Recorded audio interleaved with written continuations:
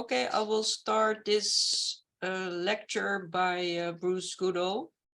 He wrote this, I'll get it, it's really heavy, this really big and a very interesting book about Headrests of Southern Africa, in which he shows lots of pictures of the headrest and also very important nowadays, the makers of the headrests. So I will give the word to, I only want to say is that after the lecture, you can ask a question by either raising your hand or type a question in the Q&A. But first we listen to Bruce, his lecture. Very welcome. I'm very happy you're here to do this. Thank you. Thank you, Finette. Yeah, thank you for the opportunity, and thank you for everyone for joining. And it's great to be here and talk to you a little bit about the book and how it came about and so on. Yeah.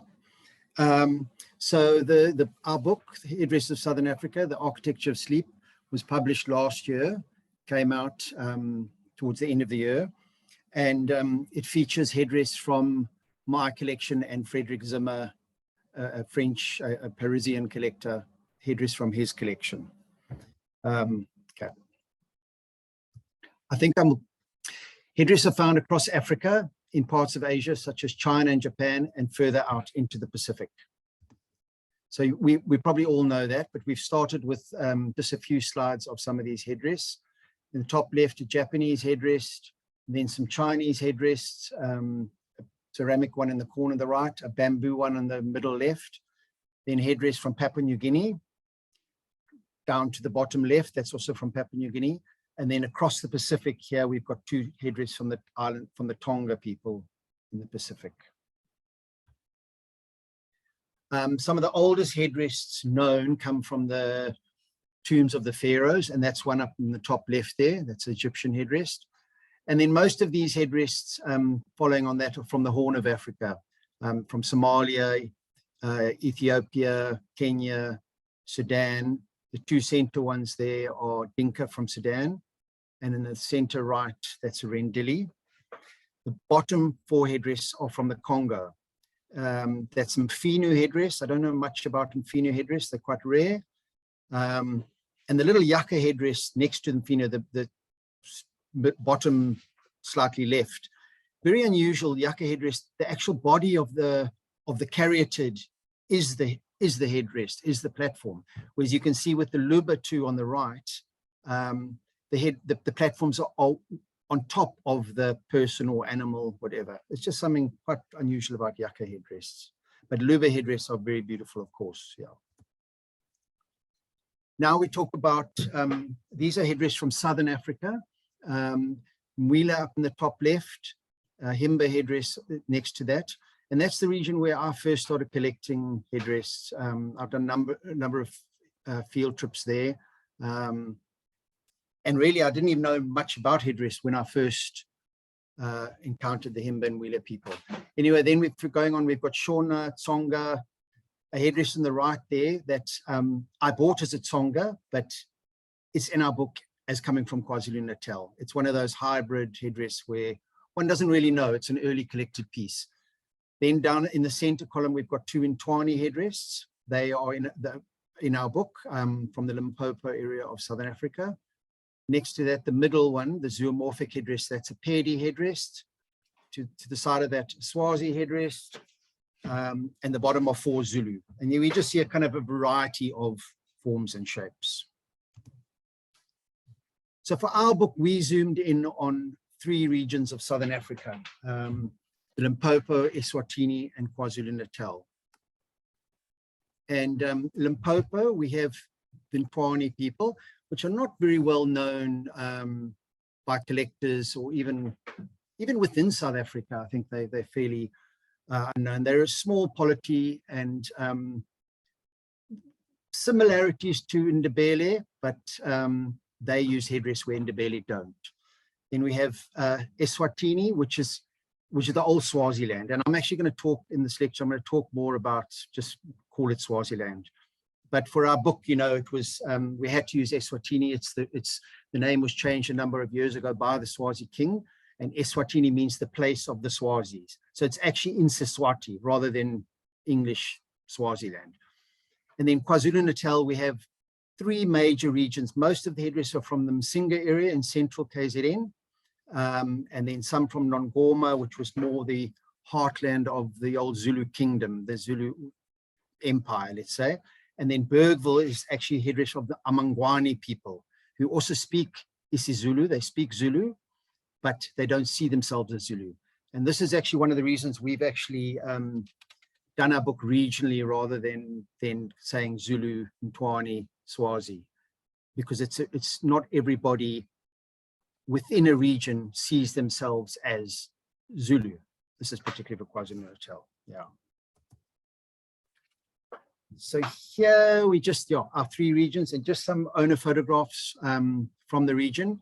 On the left, there's a lady in the hills of Msinga wearing isikolo, holding a headdress. Isikolo is the red hat. And her name is Iman Gobani Mdondo, with her isibaya, which is another traditional thing, that cloak. In the middle is Siput Lamini. He has a stand at the Manzini market in Swaziland, and that is a new headdress carved for Swazi traditionalists. It's one of the few places in Southern Africa where people still buy headdresses to use at weddings and funerals. Don't really use them that much, but they are still bought, yeah. And on the right is a Ntwani lady. Here we see the neck rings, the dipeta, similar to Ndebele. And she wears a motwala, which is a cloth headdress, similar to the old headdress of Ntwani ladies, which we shall see just now. So here are just a few styles from each region. In our book, we put in a lot of headdresses, and then these are different styles. So you get blocks with or without handles, handles being the platform overhangs. We call them handles or platform overhangs. You get block headdress, 2-leg headdress, 3-leg headdress, split leg headdress, or you could call that a 4-leg headdress. You get 6-leg headdress with the splits. This one here is a split leg with lug. That's what we call it. And in the bottom there, the multi-structural, we came up with that name for these very complex shape headdress where you almost got a headdress within a headdress. Very elaborate, and they're quite specific to the Msinga area. You find a lot of that very beautiful multi-structural headdress there. And on the right is what we also call the Amasondo headdress. I say we also call because we've named it in our book. Round legs, almost looking like an animal, and Amasondo actually is the Zulu word for wheels. But in the context of headdress or isiqiki, the old people said that it means the legs of a cow. So that makes more sense in that thing. I suppose Amasondo, to move around on wheels, legs of a cow. Yeah. Swazi headdress are more, tend to be more generic and very similar. And the classic Swazi headdress is really what I'm talking about there. They have fluted legs like the isidwaba, the skirt worn by married Zulu and Swazi women. And in fact, the legs of a Swazi headdress are called sidwaba after those legs. A bit more unusual, some headdress have a buttress between the legs. A buttress can either join the legs or in this case, the platform or just the legs. That one is in the shape of a sizeze, the Swazi battle axe. Very nice, different forms of buttress headdress, and they're often found in the south of Eswatini or Swaziland. Miniature headdress are very rare, and they were used as traveling headdress. And so even though some of them are quite old, they don't show a lot of use, because when at home, people would use their bigger and probably more comfortable headdress. Sikkaneni style is a style of headdress that is slightly different to the classic. Wider legs, often thin grooves on one side rather than fluting, and the crossbar extension, which comes out of the legs at a slightly lower level than in most classic Swazi headdress. Zoomorphic, we get zoomorphic headdress from all over the world, and zoomorphic means in the shape of an animal, and in Southern African headdress, they can allude to animals in different degrees of subtlety. Like this one, it's got, you could see those projections there. I call them drop-down tails, but they can be heads or tails. They're often the same on each side. So that the headdress can actually, might not even be just representing one animal. It can be representing a herd of cattle.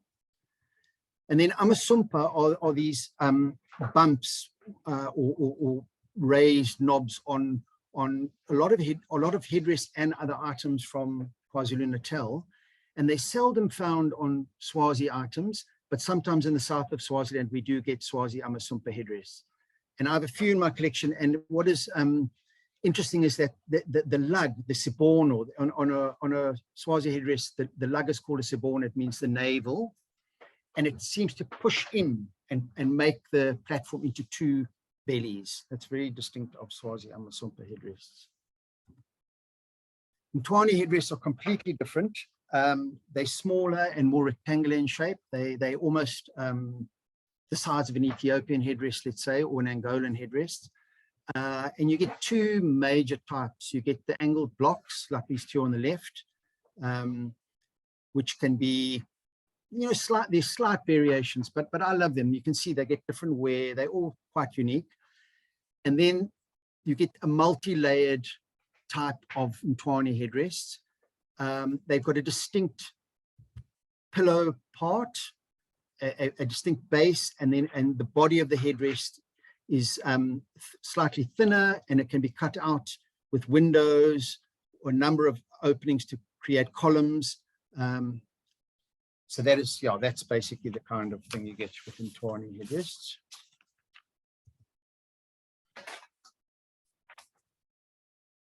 With this is, sorry, my wife is now laughing at me. I'm not. Okay. This page just shows the general contents of the book. I thought we should just put this in here. I don't expect you to read it because we've got to go quite quickly along, but we've got a foreword, a preface, an introduction, and then 4 essays. And then on the right-hand side, we have, you know, the other, where we have the headdress and the owner photographs, the content of the book, let's say, yeah. The contributors, obviously myself, I been wanting to do this book for many, many years. In fact, I wanted to do a book on the headdress and people of Angola and Namibia. That's where I started field collecting, and 20 years ago. And that had to be shelved for another time, and I really do hope to still do that book. But when I bought the collection from a man called Clive Newman, who field collected in KZN in the mid-80s to 2009, I bought Clive's collection when he died in 2009. So I bought his collection about 8 years after that from his family. And he had done the same thing that I had done in Namibia and Angola and for the Mtwani and Swazi. He had photographed owners, documented the histories of the pieces, how they've been passed down, and all that kind of research. And he was helped with that by Mavis Duma, the third person there, who field collected with Clive the mid-80s to 2009. We'll talk more about them later. Coral Nell helped me right from the beginning of the book all the way. He gave guidance, we helped plan the book, and he wrote an essay on the significance of headrests, and actually termed came up with the term the architecture of sleep, which we also used for the title of the book. Carl suggested we bring in Nessa Limhammer, a very well-known and amazing lady, an amazing academic. And she did the historical essay on the regions, the macro, so of the 3 regions, how the Zulu kingdom came about, people in KwaZulu-Natal, the history of the Swazi, the history of the Mtwani, but also the micro, using information that Clive in particular, but myself to a certain extent, gathered to be able to do micro-histories of people on the ground. And you can see that. Sandra Dodson did the introduction, and Frederick Zimmer from Paris did financial support, and he featured headdress in the book. As I said, the book contains headdress from each of our collections. Now I'm just going to read some things as we go through the pages. These are the little blurbs that are on the back cover of our book, on the side of the jacket. Frederick Zimmer is a French entrepreneur working in the telecoms sector in France.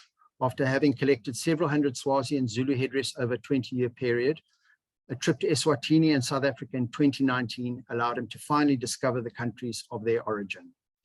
And I've been working with Frederick remotely, via the internet before that, but we met then and came to a way to work together to create the book.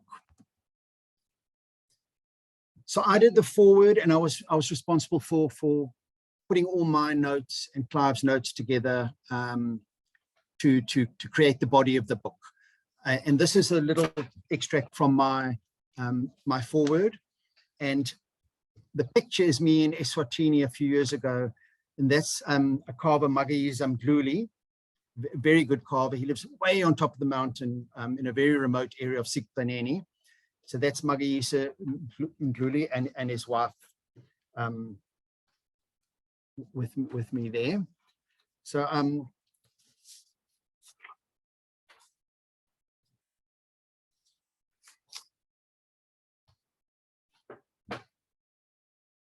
so when I started collecting in Namibia and Angola, I soon realized that the importance of writing down information about the pieces, trying to get names of owners. Do they know who carved it? And yeah, just histories of the pieces, where they came from, and then taking photographs as well.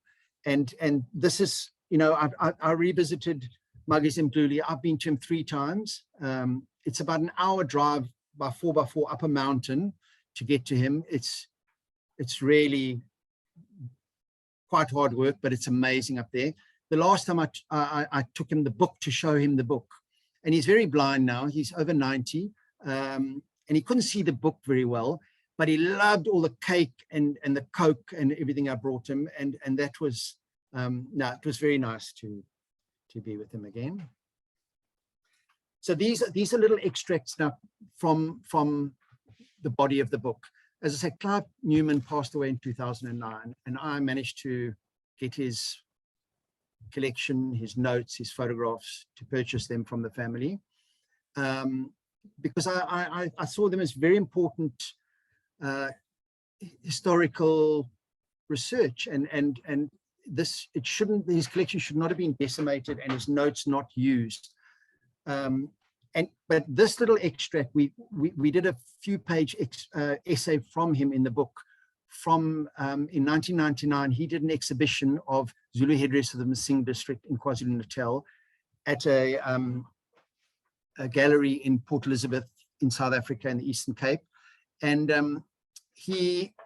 we have put that essay in word for word. So it's very good. He has something to say, and it's a beautiful essay about Zulu customs, and he did it in conjunction with Mavis Duma, who I'll show you her in the next slide, but she had so much information about the use of headdress, when you got a headdress, things like this, what we see here, ukutunga isitolo, which is the sewing on of the headdress of that red hat, which is called isitolo. And before a woman got married, she would grow her hair long, and so that when a hat was put over her head, this hat with a circle here, her real hair could be sewn into that hat. So it's, in a way, it's sewn onto her head, but it's actually sewn onto her hair, of course. And that circular hat would have also been made from hair that that her mother or whoever would have saved from previous years, and made that disc, and it would have been sewn on. And this would have been worn for possibly 6 months or so, and then maybe removed and then put on again. It's like the ladies that Clive interviewed said, sometimes you just have to take it off. You can't wear isitolo forever. Mavis, Clive Newman's great sidekick and amazing lady.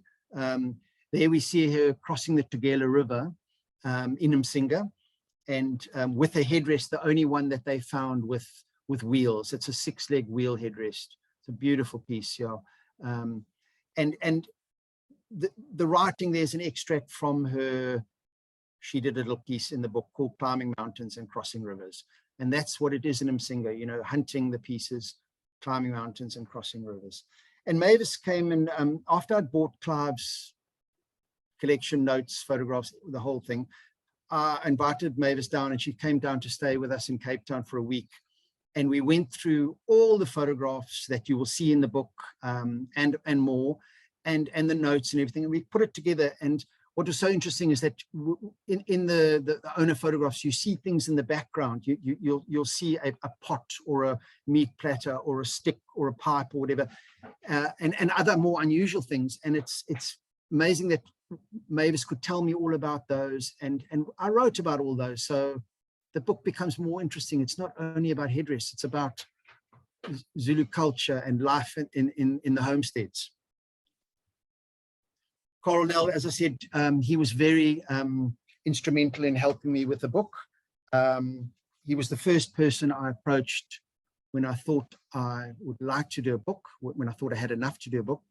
And at that point, I actually had only notes on Namibian and Angolan people: Mwila, Hakawana, Himba, Mudimba, Kuvare. There's about 7 headrest people, headrest using peoples or polities in Namibia and Angola that I've been to. But it was only when I bought Clive's collection that Carl thought, now you've got enough material to do a book, and we should start with KZN and Eswatini, Swaziland. And I'd also been field collecting the Ntwani area at this stage. And because Ntwani wouldn't fit in with Namibia and Angola, we've put it into this book. And I think it's a very nice little addition, because it creates something different. It's a people that not that many people know about. But Carl's essay is about the significance of headrests. I'm not going to talk too much about it because it will take too long. So that's why I've also put pieces in that you can read while I waffle along here. Nessa Libhama did the historical essay, as I say, and that's what she's very, very good at, doing the historical essays and historical research. I'm going to read the same thing that I did for Frederick about Nessa Libhama. But maybe you can just read something there, what Nessa wrote in the meantime. That's from her essay. Nessa Libhama is an independent consultant who researches, curates, writes, edits, and publishes. Her specialist area is the material culture of Africa, with a particular focus on Southern Africa, how it has been presented and represented, especially the construction of its archive and the history of the region before and during the colonial era. So Mavis, Nessa is very, very knowledgeable, and she chose this picture as to go opposite her essay front page, because, you know, she said, you know, it's not just African peoples in Africa at this point. You can see there's a colonial commissioner, the British High Commissioner, next to Ndlovukazi Lobot-Sibeni Ndluli, who was the Queen Mother. And it's that kind of, there's so much fluidness and things happening in the history of this region that things change, things are not static. And it's one of the reasons why we actually did it regionally rather than by people, because of this flux and change. And I did mention that before about the Amangwani people, but I'd just like to say that again.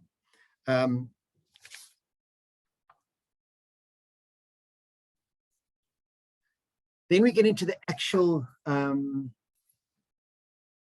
the body of the book, I suppose you can say. So while the Ntwani, you can read that. So the Ntwani and the Eswat of Limpopo and the Swazi, or the Eswati of Swaziland, they are more cohesive groups. So they just have one section in the book. But because of the diversity of the material from KwaZulu-Natal, the amount of material and the diversity of the peoples, we split it into 6 sections like that. And each section within the book is further split. So it's also in Twani and Swazi, and these 6 sections, or actually 4 of these 6 sections, have an owner photograph section, the in situ field collected photographs of the owners or some of the carvers holding their pieces at the time they were interviewed. And then that is followed by studio photographs of the pieces. Some of those pieces obviously didn't have studio photographs. It didn't have owner photographs, but we decided to split it into 2 sections like that.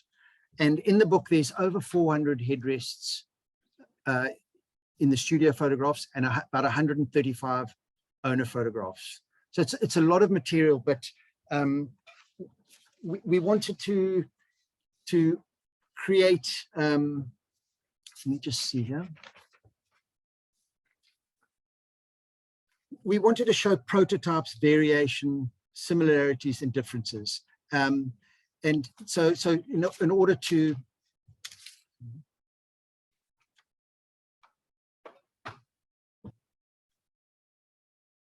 I'm sorry, I'm just struggling a bit to come to how to explain it, but it's a bit like collecting 1 or 2 pieces and seeing them on their own, and they're very enjoyable, beautiful standalone items. But our book, we tried to create ranges of headrests. So for one carver, we would put in 4 or 5 headrests from that carver to show the slight variations, to show the similarities, other carvers who might have worked close by to that carver. And in that, we kind of give this kind of overview that you can actually use this book as a tool to look at other headrests in collections, where things are not, they don't have proper histories, there are collections of hundreds of headrests in local and international museums, which are not identified by who made them, who owned them, and this book is important in that way. One of the big things that Nessa did, she took Clive's notes, and he was very, very good at marking or identifying where people lived, where carvers lived.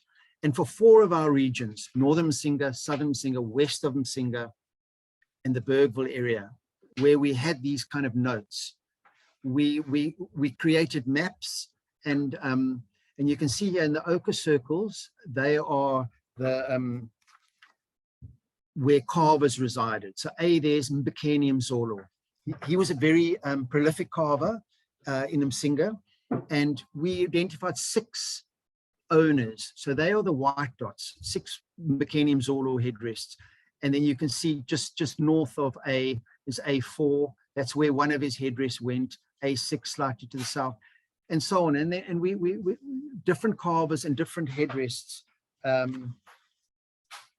were marked in this way. And this has never been done before. I remember Nessa being so excited when she was able to do this. She said, for 20 years, I've been wanting to do this kind of thing, to map where headrests were made, where they went to see how these headrests moved. Often a woman would buy the headrest from a carver in her area, and she would go to her marital home. So that's why you find headrests moving quite far from where they were carved.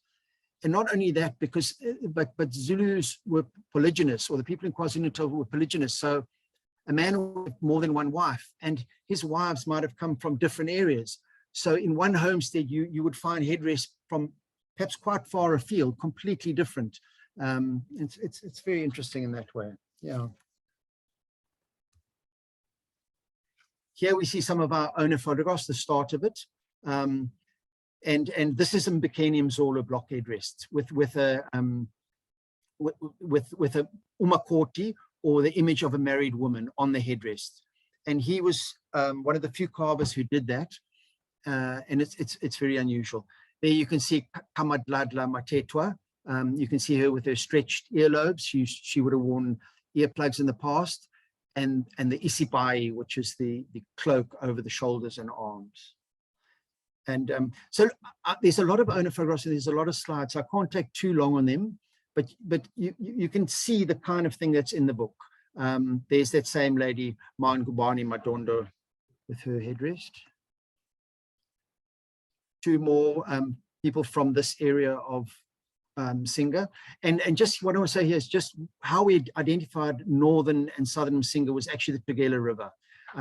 Msinga north is above the Tugela River, south obviously below, and then we've got west of Msinga. Msinga was a colonial construct. It was actually one of the first Bantustanes created in Southern Africa, and to the west was farmland west of Msinga. So we're finding headrests on farms. Even though people worked on farms, they still lived in fairly traditional homesteads and slept on headrests on grass mats. So you know, you find that going on. In the back here, Nokamela Shezi, the man on the left, he's a herbalist. You can see it by his necklace. And in the back is a beehive hut called Utkuka Sitandazi, which I don't say very well. You must hear Mavis say it. She says it beautifully. But it means to kneel and pray. As you enter Utkuka Sitandazi, you have to bend, and it's in reverence to the ancestors, because that is in a homestead, that will be the main house where the ancestors dwell. On the right, we see a little boy sitting on a headrest. Just as I say, they're just as men would sit on a headrest, women would never sit on a headrest. They would sit on a grass mat. And this is kind of one of the things where we spoke about when things in the pictures that are important. In the background, we see there a three-legged stool, and that's a milking stool that is only really found in the Bergville area of KwaZulu-Natal. This is now one of the examples of the studio photograph pages. And this one is actually quite unusual because this is only 4 headrests. They're all by Mbekeni Mzolo. I kind of try to show you one carver here. And we have different sides of the 4 headrests, but you can see the kind of style coming through. On the left, you've got his umakoti, the married woman motif, and on the other side is the shield, and then different patterns of triangles and chip outs. These Msinga block headrests like this with the fine chipped out designs, they tend to be a light wood. They possibly a species of wild ficus, but those are very distinctive, and they're not only made by Mbekeni Mzolo, but many other carvers in KZN as well. Southern Msinga and headrest, obviously now this is south of the Tugela River. Yeah, we don't have many historical photographs, all black and whites in the book, but that is Mkepeni Jackson Bloodlove when he was in the Second World War. That's him, he's in his army grey coat. And on the left is when Clive and Mavis purchased his headrest, and this was in the 80s. And so what he's got with him there is that's a lobola mat for bride price that would be laid out at his wedding. So that probably comes from his wedding. He has his spear, he has his headrest, and 2 stones that are used to rub the floors when they do when they put like a slip of cow dung over the floors every now and again. It's called to ukusinda, and then they rub it with a stone to buff it up. And the floors are beautiful. They're like painted. It almost looks like painted stoep floors or veranda floors, if you can imagine that.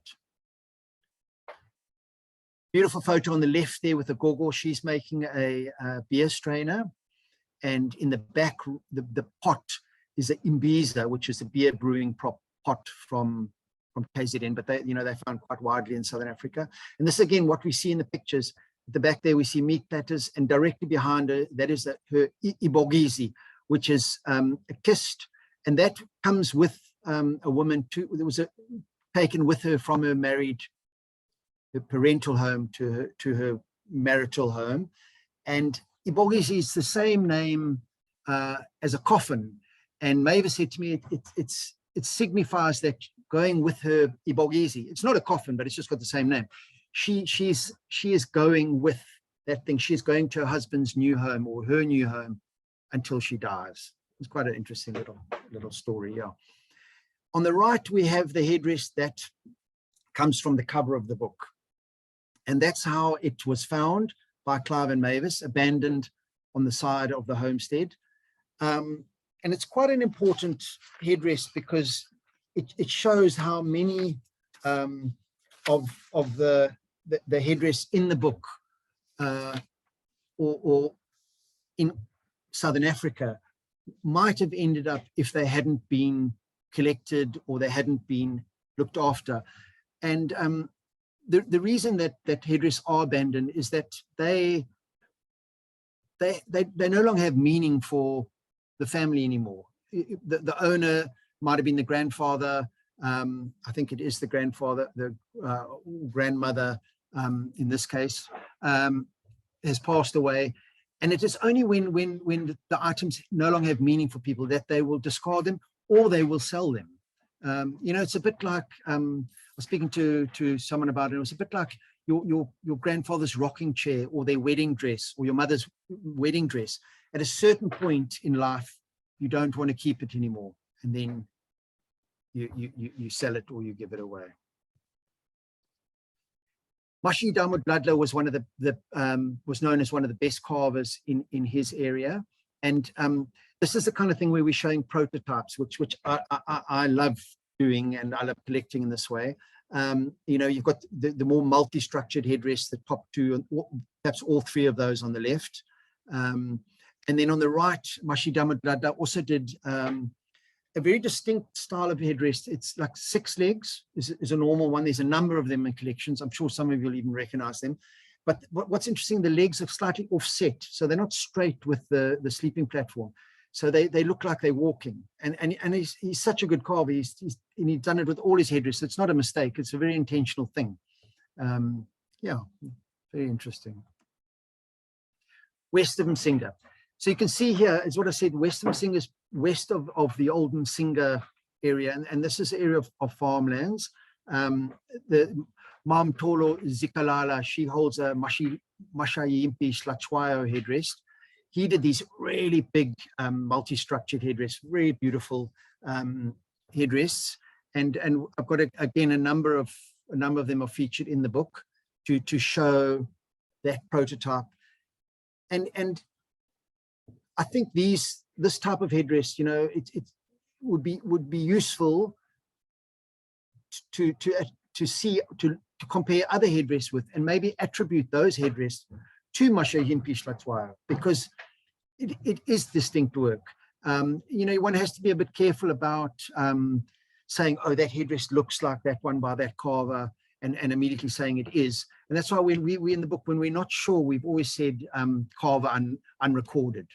We haven't jumped to too many conclusions, but occasionally one can. And that's what I said, that the book can be used as a tool for museums or collectors to actually look at their own collections, look at headdress, and in many cases you will be able to identify the carvers, which is it's a very important thing. You know, you're actually giving credit to the artist, which is not done in so many cases. Yeah. Down the bottom, it's also another Mashayimpi Slatshwayo headdress with this family, and the daughter wears a skirt with a Swazi flag and the king on there, and so I said she probably her ancestors may have come from Swaziland.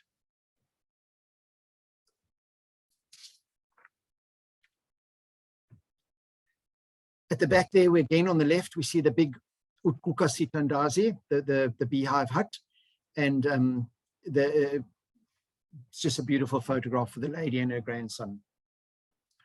On the right, this man, this is one of the biggest headrests that Clive ever collected. It's a massive piece, and I actually returned to this man's homestead last year, in fact not last year, this year in January, to show him the book.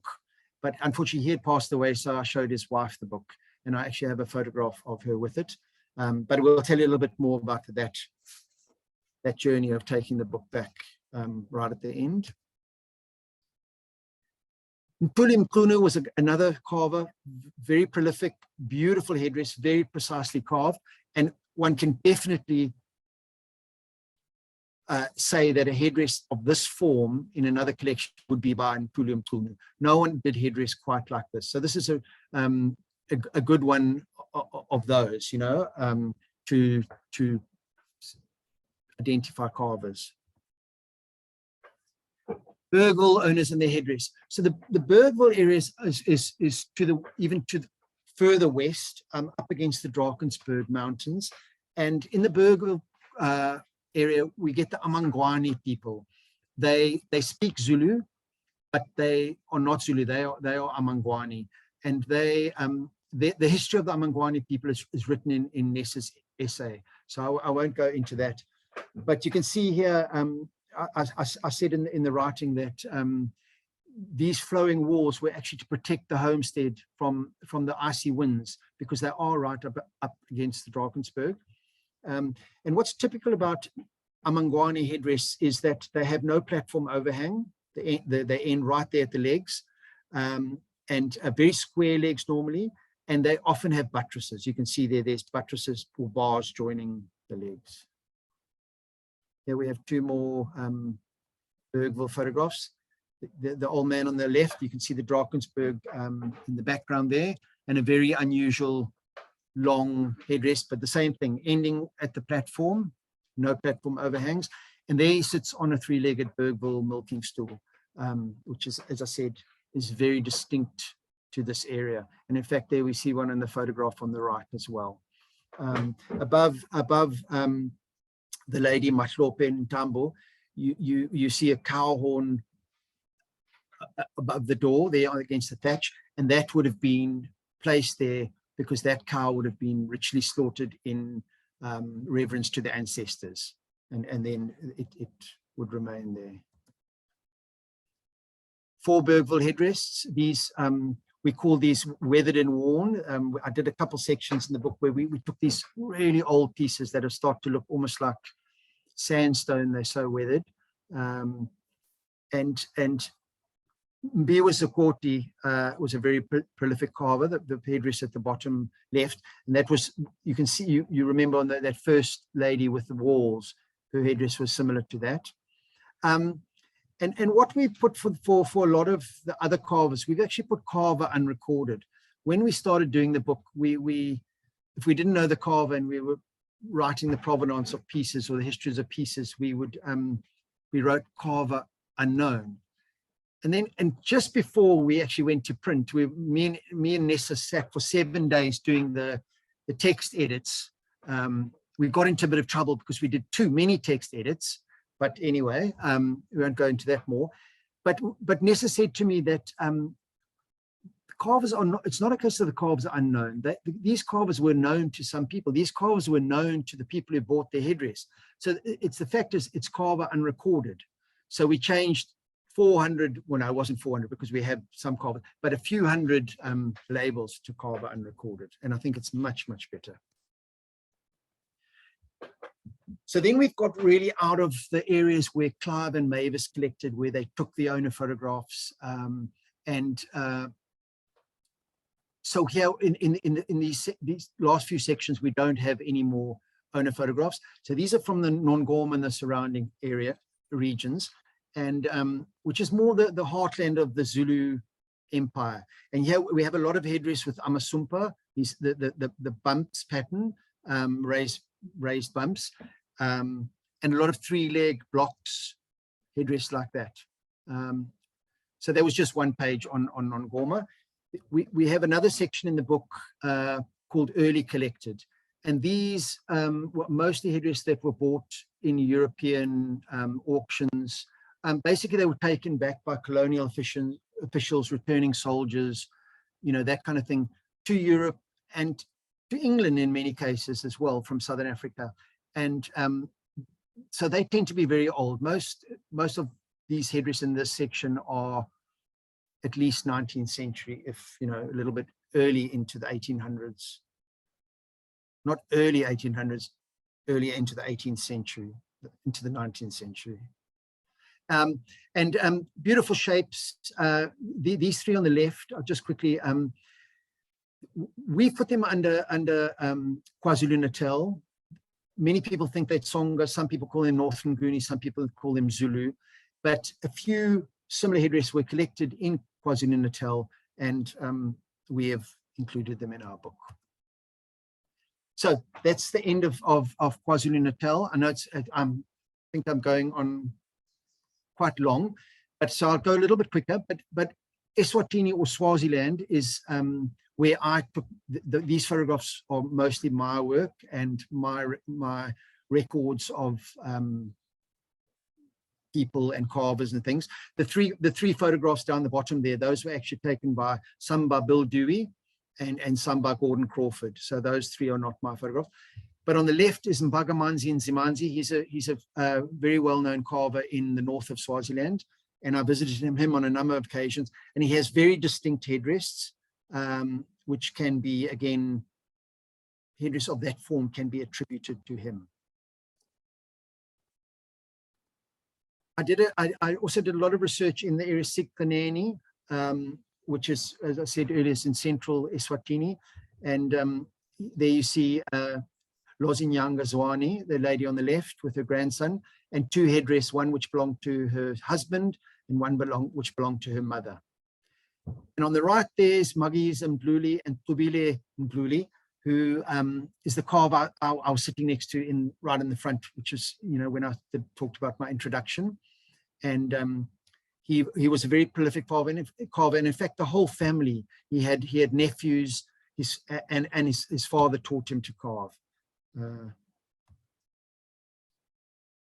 Here we have two examples of people sleeping on headrests, both in Swaziland. Kabonina Fakutsi, she sleeps on a miniature headrest, which actually belonged to her husband. It was purchased from her, but it belonged to her husband, and he got a traveling headdress when he went to serve the king at the royal palace many, many years before.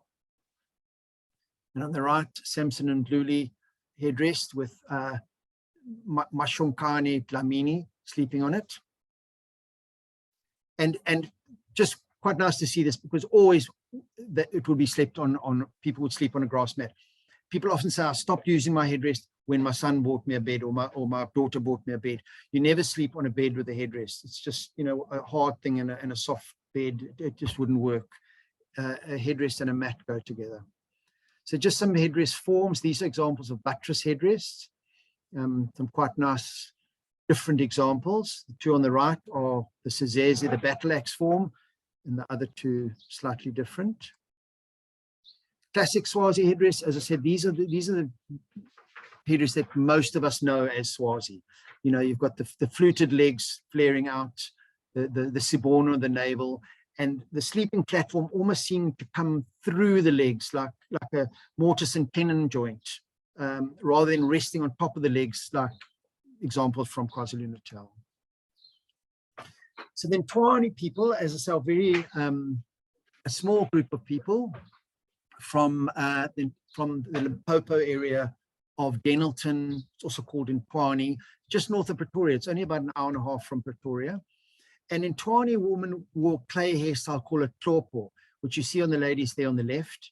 And it's a very fragile clay headdress that would obviously break on if slept straight on it. And they also wore the beaded neck rings, the dipeta, which we saw on the lady before.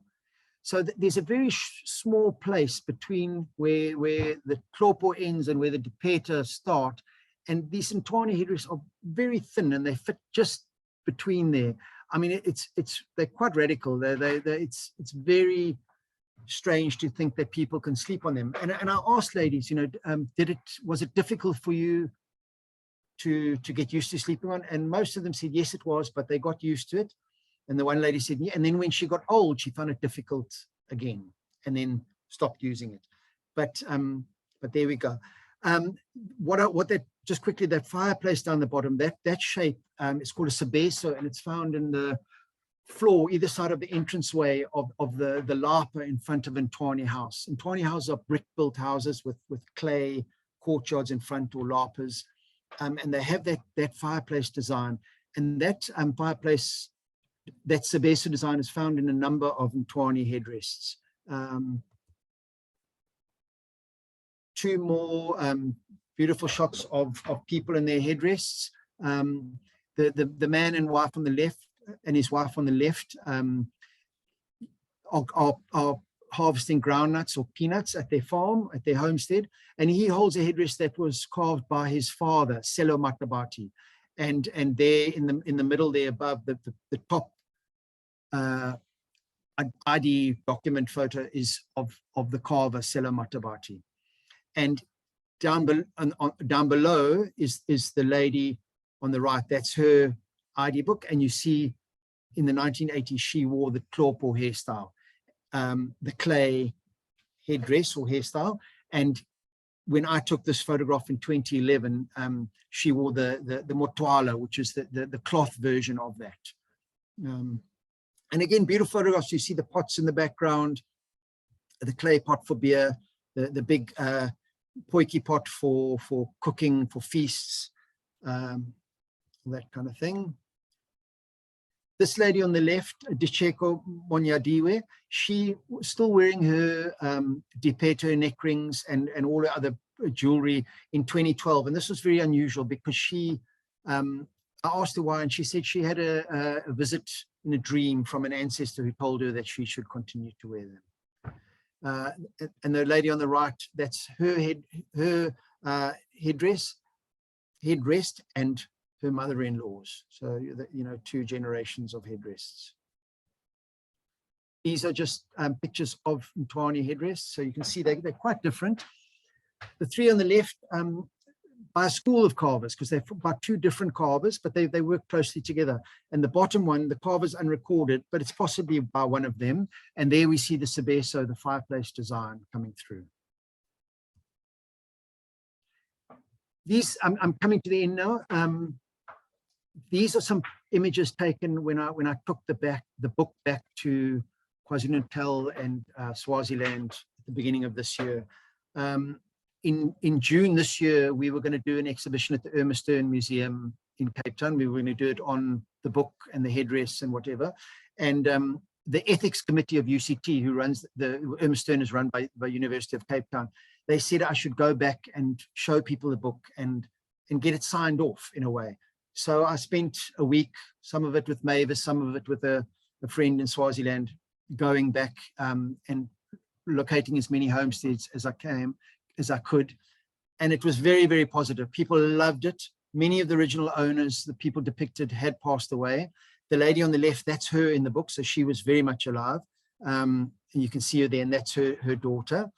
And what happened is I wrote an English text, and then Mavis wrote out it in Zulu, and the daughter read it and agreed on it and signed it. And she was very chuffed to see that. The man in the top there, that's him sleeping on the headrest, and that's a picture of him with the book when I came back to show him. Again, big excitement, showing everybody in the family. And down the bottom there, that was her grandfather, and Mavis just said to him, you know, she was in her working clothes. Mavis said, just maybe for the photograph, just maybe put on something a little bit smarter. So she went off and she came back with her beautiful isikolo on. I mean, that is like a serious step out, isikolo, that. There we go. Thank you very much. I hope it wasn't too long. Okay, shot.